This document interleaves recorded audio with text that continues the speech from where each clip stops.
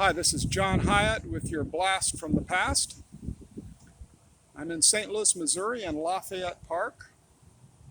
And this is a British naval cannon from HMS Action that participated in an attack on Charleston in 1776. So I'd like to talk to you a little bit about that engagement and how in the world did these cannon end up in St. Louis, Missouri? We're a long way from the water. There are 3 of these cannons. This is a 32-pounder. That means that the ball, the cannonball that is shot out weighs 32 pounds.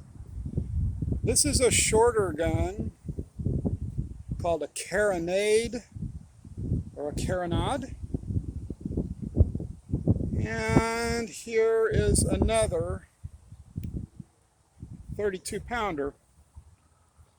These guns were on His Majesty's frigate Action as part of a fleet commanded by Sir Peter Parker. There was an army on board commanded by General Clinton, and they came to Charleston in 1776 to take the city. As they entered the harbor, they approached Fort Moultrie, which was an improvised fort made of palmetto logs and sand, and it was only partially complete. But the wall that was complete was the wall that faced the route through which the British ships had to approach Charleston as they came into the harbor. It turned out that the fort was extremely effective. The palmetto logs and sand just absorbed the British cannonballs like a sponge. Meanwhile, the American guns that were mounted inside the fort directed a very effective fire at the British ships and caused a lot of damage.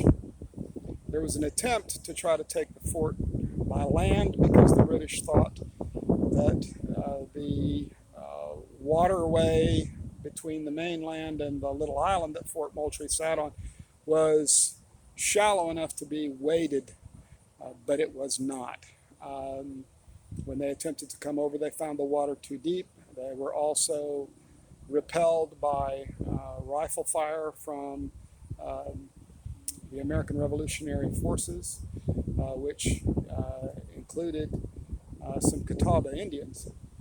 But they were unable to take the fort by land, so they attempted to take it by sea, and the ships that attacked were severely damaged.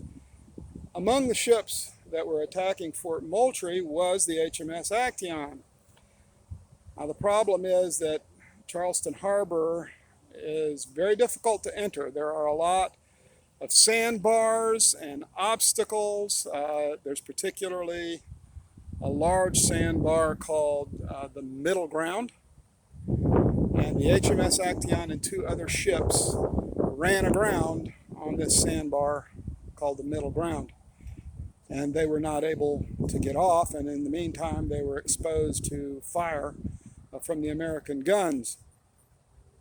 Eventually, during the night, 2 of the ships got off, but the Action could not be freed from the sandbar, and they were stuck. They couldn't maneuver. They were exposed. So the captain asked permission to abandon his ship, which he did, and he set it on fire, scuttled it, and so the HMS Action sank and sat there for a long time, over 100 years. However, in the late 1880s, another British ship, a commercial British ship, entered Charleston Harbor, and in doing so, it ran against an obstacle under the water. It turned out that the obstacle that the British ship hit were these cannons. So in a funny way, the British almost sunk themselves.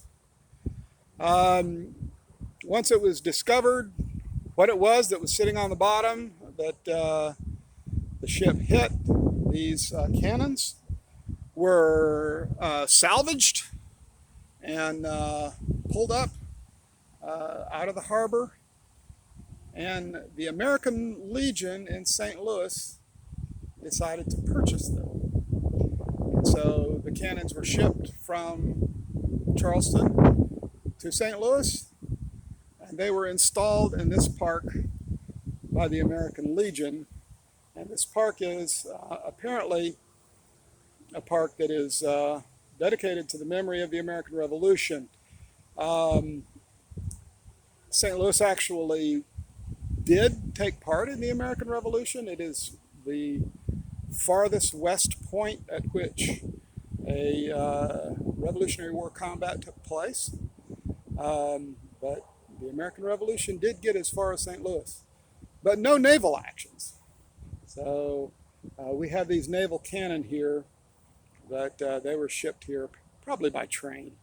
So anyway, it was interesting to me to be able to find cannons that had been part of the American Revolutionary War in St. Louis.